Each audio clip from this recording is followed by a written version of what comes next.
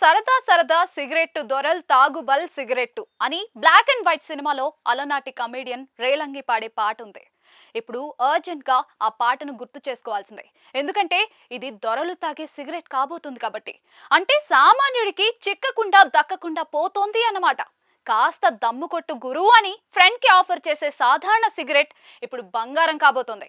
రేటుకి top gear వేస్తూ Everest ఎక్కిపోతూ ఉంది.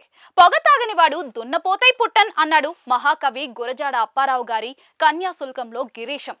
మరి దున్నపోతైనా అవుతాడేమో కానీ పొగ తాగేందుకు ఆస్కారం లేకుండా ధర దంచేసేలా ఉండబోతోంది అని అంటూ ఉన్నారు. ధూమపానం చేసేవారికి అందునా సిగరెట్లు ప్రేమికులకు ఎన్నో రేట్లు దాని ధరను పెంచి మరీ చేదు నిజం చెప్పబోతున్నాడట.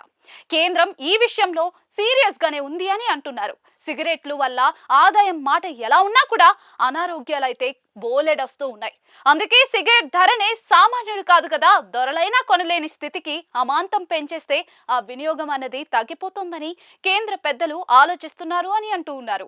ఎక్సైజ్ డ్యూటీ భారీగా పెంచితే సిగరెట్ మోయలేని భారం అవుతుంది అని అంటున్నారు.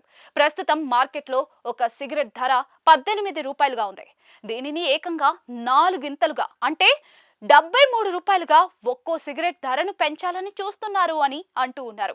ఈ విధంగా చేస్తే 10 సిగరెట్లు కలిగిన ఒక పెట్టె ప్రస్తుతం 180 రూపాయలకు వచ్చేది కాస్త 720 రూపాయలు అవుతుంది. రోజుకు ఈజీగా ఒక పెట్టె కాదు కదా 2 కాల్చేసేవారు ఉన్నారు. పెరిగిన రేట్లతో ఒక్క పెట్టె కాదు కదా ఒక్క సిగరెట్ కూడా కొనలేరు కాల్చలేరు అని అంటున్నారు. ఇక కేంద్రం అయితే సెంట్రల్ ఎక్సైజ్ అమెండ్మెంట్ బిల్ 2025లో ఈ ప్రతిపాదనలను పెట్టి అంతా సిద్ధం చేసింది అని అంటున్నారు. ఇక ఈ నిర్ణయం పట్ల దేశంలో ఉన్న అన్ని వర్గాల ప్రజలు అయితే పూర్తిగా ఆనందం వ్యక్తం చేస్తూ ఉన్నారు.